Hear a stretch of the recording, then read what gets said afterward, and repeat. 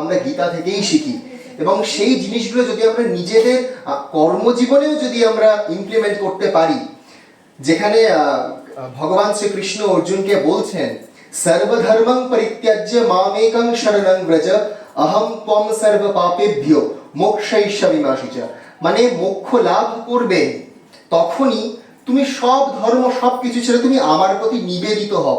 এবং এই নিবেদিত হওয়াটা প্রত্যেকটা কাজকেই যদি আমরা মনে করি যে ভগবানের প্রতি একটি অর্চনা, ভগবানের প্রতি আমাদের যে ধর্ম পালন সেটা, তাহলে আমার মনে হয় প্রত্যেকের কাছেই প্রত্যেকটি জীবনেই কোথাও না কোথাও গিয়ে কিন্তু তারা সেই আমাদের যে গীতার কর্মযোগ, যে আমরা কখনোই ফলের আশা করব না কিন্তু আমরা কর্ম করে যাব, সেখানে গিয়ে কিন্তু আমরা প্রত্যেকেই কোথাও না কোথাও গিয়ে গীতার যে সারাংশ আমাদের নিজেদের জীবনে অনুধাবন করতে পারবো।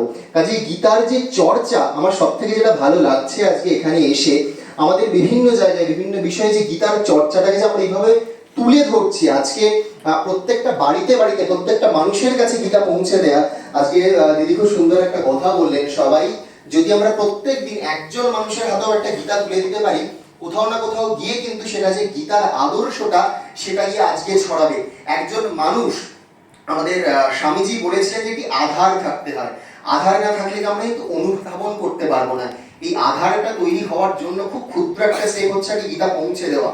একজন সাধারণ মানুষ, আমি একজন যুবক বৃন্দের প্রতিনিধি হয়েই বলছি, হয়তো আমাদের যে বয়স, আমাদের বয়সের যে আমাদের যে প্রতিনিধিটা আছে, ধরুন 20 বছর অবধি 15 বছর অবধি একদম খুব বাচ্চা যারা, তাদেরকে হয়তো সবসময় তারা এতটা গীতার প্রতি গীতার মাহাত্ম্যটা অনুধাবন করতে পারে না। কিন্তু তখনও প্রত্যেকটা মা বাবা, প্রত্যেক মাসি মেশো যারা আছেন, প্রত্যেকে ছোটদেরকে আপনারা শেখান যে গীতাটাকে পড়া, অন্তত গীতার কিছু কিছু ছোট্ট ছোট্ট জায়গা। এখন তো আমরা সব জায়গায় দেখেছি ইন্টারনেট আমাদের হাতের মুঠোয় চলে এসছে, ছোট্ট ছোট্ট ইউটিউবে কত সুন্দর সুন্দর বক্তৃতা আছে, ছোট্ট ছোট্ট জায়গাগুলোকে তুলে ধরানোর জন্য, বোঝানোর জন্য।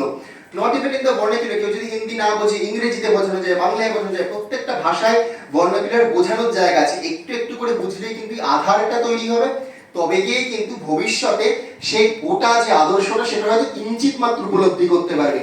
গীতা একটা মহাসমুদ্রের মতো, তার থেকে যদি কেউ 1 আজলা জল নিয়েও পান করে সেটাও কিন্তু অমৃত প্রাণের মতনই হবে, এটা আমি মনে করি।